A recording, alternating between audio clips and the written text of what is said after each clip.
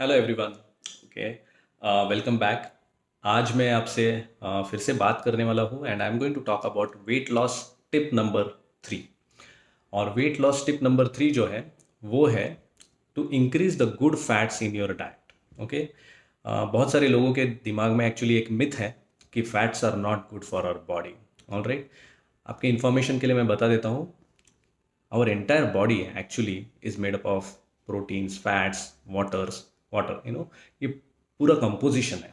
all right, so we can't avoid fats from our diet at all completely. Fats are very very important for our body.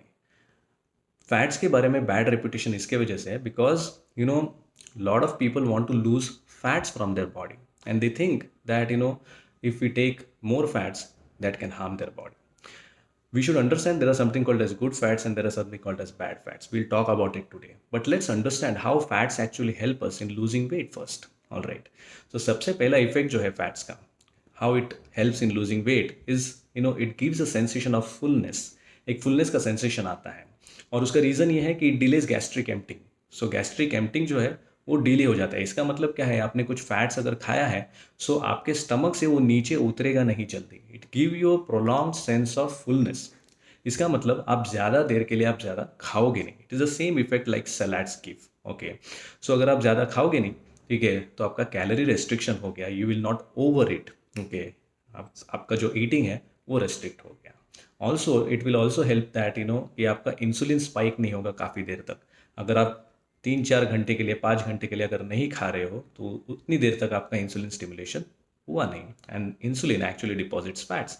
So insulin stimulation अगर नहीं हुआ, ठीक है, fat deposition will not happen. So this is the first way, gives a sensation of fullness. Second, okay, fat is the only element which actually doesn't stimulate insulin. Okay, carbohydrates and proteins, they both stimulate insulin, but fats don't stimulate insulin. Okay, that is why fats are actually very good for our body. Okay, it can help you for weight loss. अगर आपका insulin stimulate नहीं कर रहा है तो insulin spike नहीं होगा और फैट डिपोजिशन नहीं होगा. So this is the second important thing about fats. Third thing, fat soluble vitamin जो है A, D, E, K, beta carotene, इसके एब्जॉर्प्शन के लिए हमको फैट्स की ज़रूरत है. All right, so without fats we those nutrients will not be absorbed in our body. उसके लिए फैट्स की ज़रूरत पड़ती है. Fourth thing, fats actually decreases the glycemic index of the food. Okay, I will give you an example. हम लोग जो दाल चावल और ये दाल चावल खाते हैं उसमें वी ऐड घी. ओके, सो हमने राइस लिया, हमने उसके ऊपर दाल डाला और उसके ऊपर हमने घी डाला. उसका रीज़न ये, घी डालने का रीज़न ये है कि decreases the glycemic index of the food. All right, so fats help in decreasing the glycemic index of the food. और ग्लाइसेमिक इंडेक्स कम हो गया तो आपके बॉडी में शुगर लेवल्स जल्दी से शूट अप नहीं होगा. जल्दी से शूट अप नहीं हुआ तो इंसुलिन स्पाइक नहीं होगा. And that is how it will help you to break the insulin resistance and also to lose the fats. So these are the different ways in which fats actually help for weight loss. Now, we should understand what are good fats and what are bad fats. By and large, good fats are actually unsaturated fatty acids and bad fats are saturated fatty acids. All right, okay. Good saturated fatty acids are good for our body, okay. But there are certain fats which are 100% bad. All right, 100% bad. For example, trans fats और hydrogenated fats. ये typically ऐसा fat है जो package foods में use किया जाता है because वो शेल्फ लाइफ जो है उसको बढ़ाता है, फूड की शेल्फ लाइफ बढ़ाता है. सो जो भी पैकेज फूड्स है या फिर आप पिज़्ज़ा खाते हो, बर्गर खाते हो, केक्स खाते हो, चॉकलेट्स खाते हो, काफ़ी सारे फूड्स में ये ट्रांस फैट्स यूज़ किया जाता है. This is dangerous. It increases our visceral fats, subcutaneous fats. It is also the fat which is responsible for insulin resistance, diabetes, blood pressure, heart attacks and what not. Okay, so इस fat से 100% हमको actually दूर रहना है. And this is the fat because of which fats have got a bad reputation. All right, but unsaturated fatty acids are very good and some amount of saturated fatty acids, they are also very good. Okay, now which are healthy fats?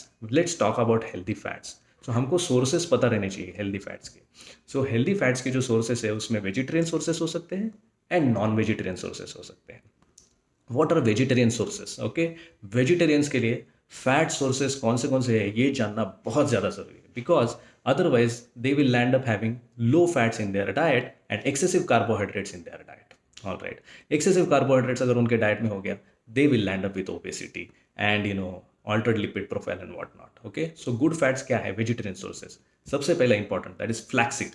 Okay, उसको मराठी में जवस बोलते हैं. ठीक है, ये हमारे diet में होना बहुत ज़्यादा ज़रूरी है. हमारे डाइट में मैं दोपहर को जो लंच लेता हूँ और डिनर लेता हूँ उसमें ये जवस का चटनी जो है ये रहता ही है. Alright, although I am a non vegetarian but still I always have जवस chutney flaxseed in my food. I always take flaxseed in my smoothies also. Okay, it's a great source of omega-3 fatty acids. Chia seeds, that is another great source of omega-3 fatty acids.